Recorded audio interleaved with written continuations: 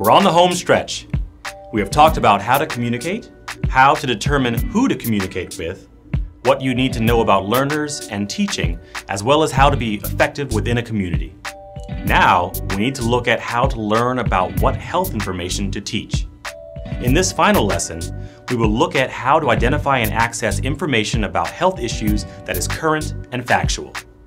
We're also going to go over some basic information for healthy living as it applies to issues concerning teens and young adults. Let's get started. Have you ever wondered where the information that you hear in the media or on the internet comes from?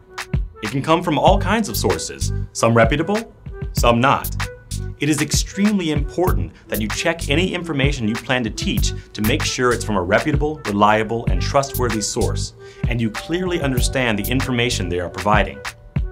Be prepared to provide information on where you gathered facts for any presentation you give.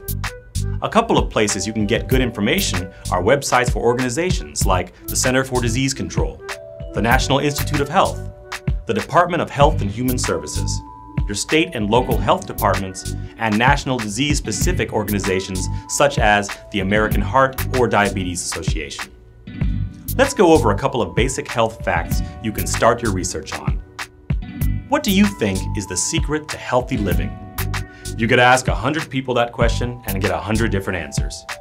We all have our own ideas about what keeps us healthy, but there are a couple of general concepts that are commonly accepted. The first is the importance of healthy nutrition and activity. One of the biggest parts of this principle is working to maintain a healthy weight. Almost 2/3 of adults are overweight or obese, and up to 1/3 of adolescents.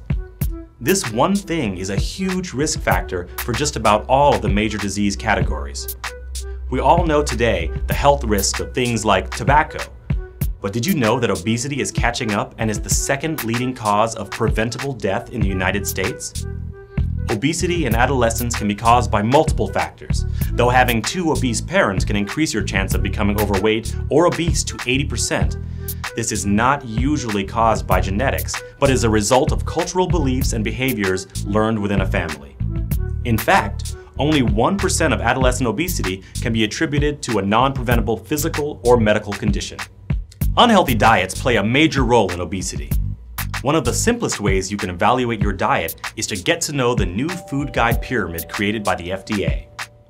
A couple of overarching themes to the pyramid are to focus on fruits and veggies, vary your veggies, include calcium-rich foods, make half of your grains whole grain, try for lean protein, and limit fat, salt, and sugar.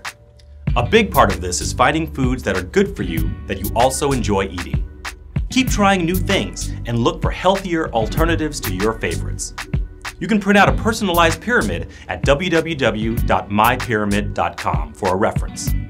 Why is good nutrition important? Well, it is essential to good physical and mental health, resisting illnesses, having energy, and allowing the body to grow and heal itself quickly. Nutrients are the chemical substances in food. They fall into 4 basic categories: carbohydrates, proteins, fats, and vitamins and minerals. Let's start with carbohydrates. They provide the greatest amount of our energy and should compose around 55% of your total caloric intake. Remember, though, that some carbohydrates are better for you than others. Aim for starchy fruits and veggies, natural sweeteners, and whole grain breads and pastas. Likewise, minimize things made with white flour and rice. Check the nutritional facts label to make sure you aren't eating a lot of refined sugars, especially high fructose corn syrup, which is not only used in sodas and candy, but also as a preservative in many foods you wouldn't even think of as sweet. The next nutrient group are proteins. You can find protein in animal products like meat, seafood, dairy, and eggs, as well as plant sources like beans and nuts. Adequate protein is essential for the growth and repair of body tissues. It should make up around 15% of the total caloric intake. Aim for lean protein sources, limiting red meats and watching portion sizes.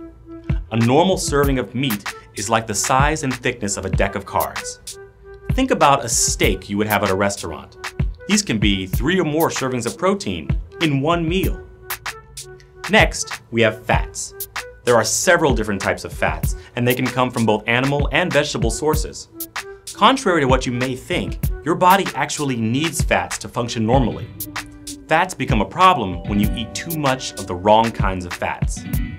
About 30% of your caloric intake should come from fats. Try to eliminate trans fats and limit saturated fats that come from meats and butter. Focus instead on getting most of your fat calories from healthy polyunsaturated or monounsaturated from sources like vegetable oils, grain products, and seafood. The last group is made up of vitamins and minerals. Vitamins are substances that the body uses to function properly, and minerals are chemicals that help build body tissue and regulate body fluids. The Food and Drug Administration has established some general guidelines for both vitamins and minerals required to maintain health. A copy is included in your workbook. Ideally, you should get your vitamins and minerals from eating a balanced diet every day. You can check if you are getting enough vitamins and minerals by checking nutritional labels. It is easy to get too much or too little of any nutrient, so be careful. A change in your diet or a vitamin supplement may be necessary to compensate for nutritional holes in your diet. Another crucial component of a healthy diet is water. Although it is not considered a nutrient, it is essential to the body. Water helps to move nutrients throughout the body, aids with digestion, helps regulate body temperature, lubricates the joints, cushions the vital organs, and makes up the majority of blood plasma, the fluid part of blood. Because it is so important to your health, you need to drink 8 to 10 glasses every day. If you don't like plain water, try mixing sparkling water with a squeeze of lemon or a tiny bit of fresh fruit juice. Now that you know about the main nutrients, let's explore ways you can make the most of them in your diet. The body functions and gets its energy by burning the food you eat. The amount of energy in food is measured in calories. You need calories. You can figure out how the energy content in your food stacks up by using the basic formula. Fat is calculated at 9 calories per gram, carbohydrates at 4 calories per gram, and protein also at 4 calories per gram. A basic fact to always remember is that 3,500 calories is equal to 1 pound of body weight. So, for every 3,500 calories you eat over what your body actually needs, you gain 1 pound. Think about it. If you eat 100 calories a day more than what you use, then you will gain approximately 1 pound per month. That doesn't sound like much, but over 3 years, that's 30 pounds. Since you only need a certain number of calories per day based on what you are going to use, you want to make the most of them. A food label uses a 2,000 calorie per day diet as a reference to figure percentages. Depending on your age, gender, and physical activity levels, you'll need to adjust this number up or down. You can go to www.health.gov/dietary guidelines to calculate how many calories per day you personally need, but for our example, we will just use the 2,000 estimate. Which would you rather have? A large cheeseburger, large fries, and a Coke for about 60% of your daily calories, or a regular cheeseburger, onion rings, and water for about 25% of your daily intake. In the first option, you only have 800 calories for breakfast, snacks, and supper. That is not very many calories to work with. You will likely go over your daily needs. The second choice will allow you almost double the calories at 1,500 for the remainder of the day. As you can see, you can still eat what you like if you make wiser choices on portion size, side dishes, and drink. You'll be able to eat more food throughout the day without going over your dietary needs. You can start evaluating what foods may be better choices by reading food labels. Manufacturers are required to list the ingredients, which are listed high to low in content order, the standard serving size, the number of servings per container, and the number of grams of trans fat per serving. When you look at the label, don't just glance at the number of calories listed. If, for example, a bag of chips has 300 calories per serving listed, but you fail to notice that there are 4 servings in that one bag, then your 300 calorie snack just became a 1,200 calorie snack, over half of your daily needs.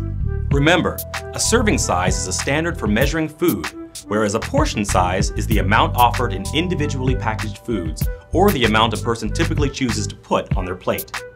A bagel or muffin from the bakery is 1 portion in our society, but it can be comprised of multiple servings of bread when it comes to its nutritional value and what your body needs. Let's look at that bag of chips again, for example. You glance at the label and you see that the fat content is 10% of your daily needs, and that doesn't sound so bad. But if you eat the entire bag and it contains 4 servings, Then you now have eaten 40% of your daily fat intake, probably mostly in less healthy saturated fats. Run through this mental checklist of questions as you decide what to buy or eat. What is the serving size and how many servings are there? How much food will I get for the amount of calories listed? Are the fats listed the good kind, polyunsaturated or monounsaturated, or the not saturated or trans fats? Is it unusually high in sodium, salt, cholesterol, or sugar? Does it contain any vitamins or minerals? And is there a better choice available? You want choices which are filling and also contain a good balance of healthy nutrients. You should know that foods containing protein and fiber take longer to digest, whereas refined and processed carbohydrates, like sugar, pass quickly into the bloodstream without needing much digestion. This is why eating sugary or starchy snacks like candy, soda, and chips may give you lots of energy quickly, while eating lots of turkey on a holiday will leave you feeling full for hours. To make it easier to shop for better food choices, you can use a few simple tricks. Never shop hungry. If you are hungry, then everything looks good and you tend to overbuy and be less picky about what you're buying. This tip saves your waistline and your wallet. The fresh fruits and veggies, dairy products like milk, cheese, and yogurt, and proteins such as lean meat, poultry, and seafood are all typically found on the outer walls of the grocery store. Once you venture into the inner aisles, you are faced with processed foods, which are usually not as healthy. Avoid less healthy choices by making sure you have made a list of the items you need and sticking to it. Again, try not to buy food based on what sounds good at the moment. Avoid buying items that may be tempting to eat when you aren't really hungry, such as sodas, chips, or sweets. It is easier to keep these foods out of your diet if you don't have them easily accessible. If you decide to buy a few of these items or someone else purchases them, then consider keeping them in an inconvenient place out of sight. For example, you're more likely to eat too much candy if it is sitting in a dish near the couch rather than keeping it in the pantry, where you have to actively think about getting up and treating yourself to a few pieces. One of the biggest things to overcome is what is commonly called portion distortion. We talked a little bit about this when we were looking at labels. Over the last 20 years, portion sizes have become bigger and bigger every year. Both the food service industry and us consumers are part of the problem. We want to get the most for our money and have begun to feel cheated if we don't leave the restaurant completely full and carrying leftovers.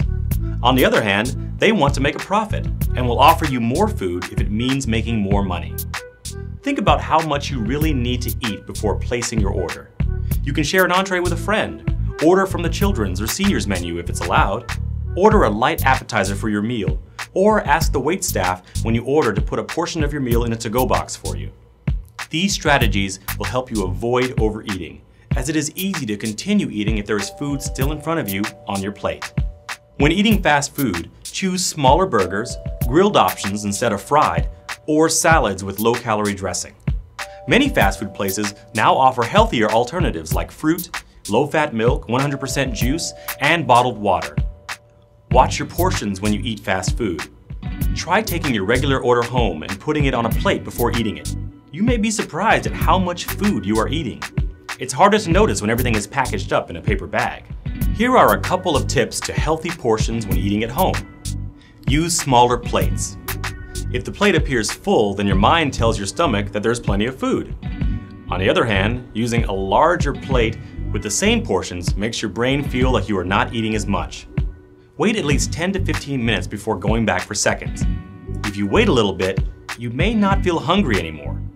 It usually takes that long for the brain to know the stomach is full and that you should stop eating. Mindless eating is an easy way to overdo portions.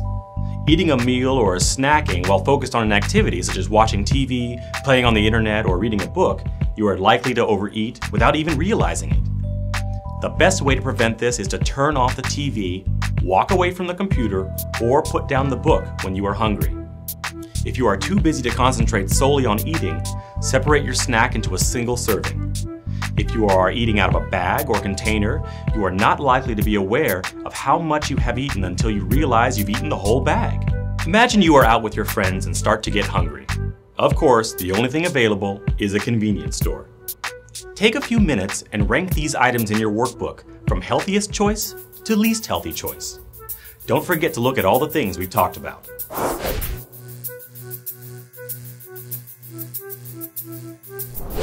Well, how did you rank them? For this example, you had to look at not only the calories provided in this portion, but also the amount and kind of nutrients you receive from those calories. Let's look at the label for each item. Label A, the granola bar, has 150 calories per portion size, only 2 grams of saturated fat, no cholesterol, only 105 milligrams of sodium, and although it has 28 grams of carbohydrates, 9 grams of that is fiber. You also get 3 grams of protein and some of your daily allowance of vitamin A, calcium, and iron. So overall, this would probably be your healthiest choice since it is lower in calories, low in fat with no cholesterol, low sodium, high fiber, and provides vitamins and mineral nutrients. Next, let's look at label C, the baked chips, which have 320 calories per portion size. Only 1 gram of saturated fat, no cholesterol, 500 milligrams of sodium, 700 milligrams of potassium, and 63 grams of carbohydrates with 5 grams being fiber. It also contains 9 different vitamins and minerals. The biggest concern for this item would be the sodium content, which at 500 milligrams is a little over a fifth of what you are allowed for the entire day. Next is one of those labels that can be tricky. Label B, the pretzels. At first glance, this appears to be the healthiest choice, with 110 calories, no fat, only 250 milligrams sodium, and a little protein. However, this is one of those labels that you have to look at the serving size versus the portion size. Once you see there are 3 servings per bag, then the calories go up to 330, and the sodium goes up to 750 milligrams, or 30% of your daily sodium. You would have also eaten 25% of your carbs for the day with little dietary fiber. Next in line would be label E, the chocolate sandwich cookies. These have 390 calories per portion size, with 16 grams of fat, 5 of those being saturated, no cholesterol, 420 milligrams sodium, 160 milligrams potassium, 61 grams total carbohydrates, with 3 grams being fiber. And finally, small amounts of calcium, iron, and protein. Although the calories are not that bad, you have just eaten a fourth of your total fat intake for the entire day with a snack. It also has almost a fifth of your daily allowance of sodium and carbs. Okay, now to the least healthy choice among our selection, label D, the ranch tortilla chips. Once again, at first glance, this might not look so bad with 150 calories, 1 gram saturated fat, 180 milligrams sodium, and 18 grams of carbohydrates. However, when you take a closer look, you see that the portion size is 3.5 times these amounts. Things look a little different. You now are looking at 520 calories, 28 grams of fat, 3 of which are saturated, 600 milligrams of sodium, and 63 grams of carbohydrates. With this one item, you have eaten over 1/4 of your calories, almost 40% of your fat, and right at 1/3 of your sodium for the entire day. Or, if your only choice is ranch tortilla chips, then only eat 1/3 of the bag. Next time you run in to grab something, try to think about this example and shoot for the healthiest choice you can. One last tip, don't drink your calories.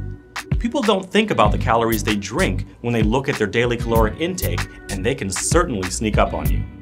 Did you know that the average can of soda has approximately 150 calories? If you drink, let's say, 3 a day, then that adds 450 calories to whatever you eat that day. That is almost a fourth of a 2,000 calorie diet. For a lot of teens, this can account for a big part of unintended weight gain. Try drinking water instead for most of the day. Now, let's look at the second part of the equation, physical activity. Physical activity provides us with many benefits throughout our life. One of the biggest is that it helps us burn the calories we eat. You see examples of this every time when the Olympics are being held. They will pick some athlete to highlight and go through their training routine. Inevitably, they tell us about the huge amounts of food they eat while they're training.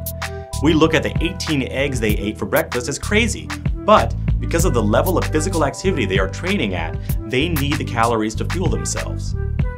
In reverse, if you look at most elderly people, they eat very little.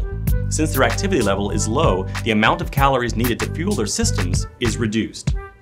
For the rest of us, it is striking that balance between what we consume and what we burn.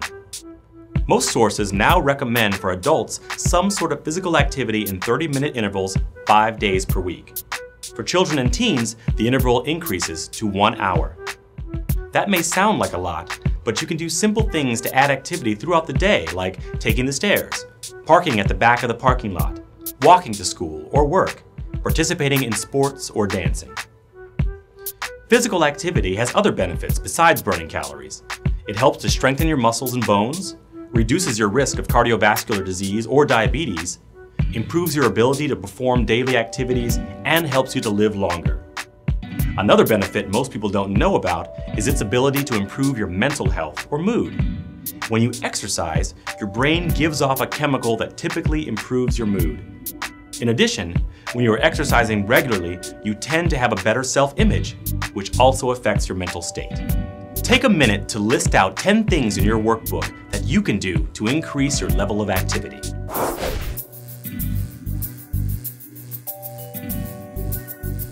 Was that hard?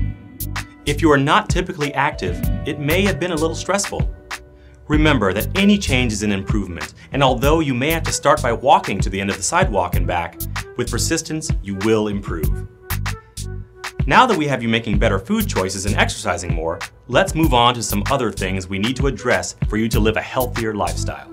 The next item on the list is to be connected to some type of support system. This is usually provided by our friends or family, but can also come from other sources like colleagues, teachers, club or group leaders, or religious leaders.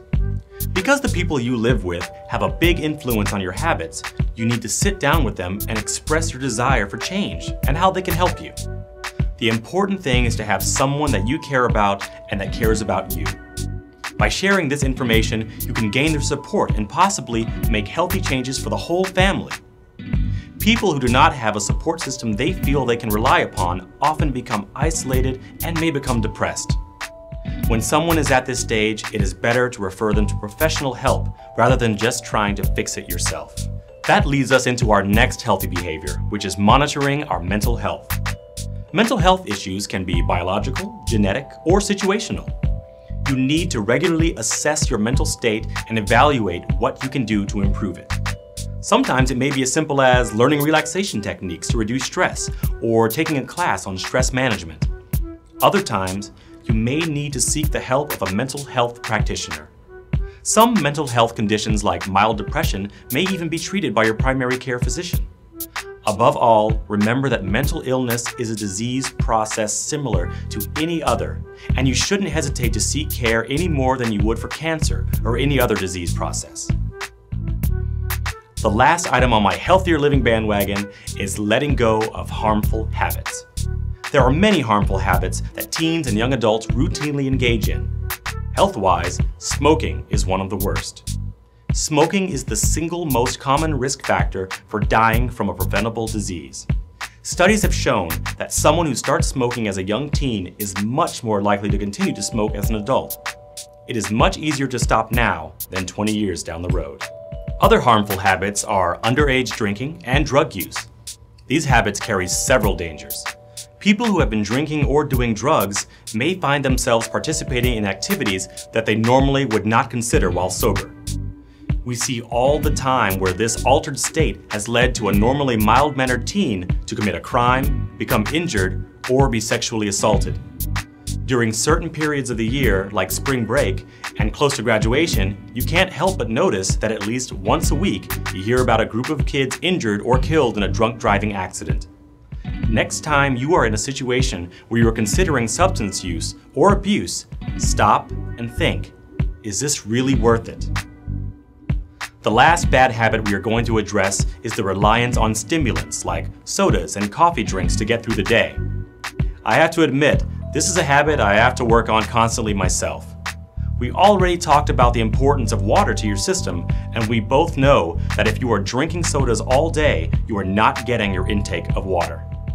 In addition, coffee drinks and sodas add a large amount of calories with little nutritional value to your daily caloric intake.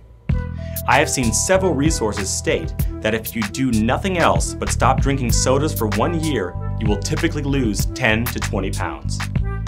The psychological habit of starting the new day with a Route 44 or a Grande Cafe Latte is just as strong as your physical craving for the caffeine. Try to wean yourself down to no more than 1 8-ounce serving per day to start with. Once you get used to that, you may consider reducing it further to special occasions or only on Fridays, etc. I know I said that was the last one, but I need to add one more. Fad dieting and eating disorders. A fad diet is defined as an unusual pattern of food behavior that becomes widely accepted. The old saying, when it looks too good to be true, it probably is very true in this case. Americans spend billions on products and services to lose weight. Adolescents can be one of the first groups to buy into these ideas because they promise quick results. However, most are a short-term solution to a long-term problem. If it took us 5 years to gain that extra 20 pounds, why do we think we can get rid of it in 2 weeks? The pressure on teens to fit into what is considered physically ideal has come with great consequences. An estimated 10% of young women have an eating disorder. This can run from emotional eating, unhealthy food fads, etc., all the way to anorexia or bulimia. The only healthy way to lose those pounds is to create and stick to a long-term plan involving a balanced diet along with exercise. When it comes to weight loss, there is no magic bullet. Well, we have covered how and where to look for current accurate health resources and how to live a healthier life in addition to all the other knowledge you have gained in the previous lessons. You should be ready to take on any project in your role as a junior health educator. Now, please take a minute to show us what you've learned by completing the final set of questions. I wish you the best of luck and know you will do great.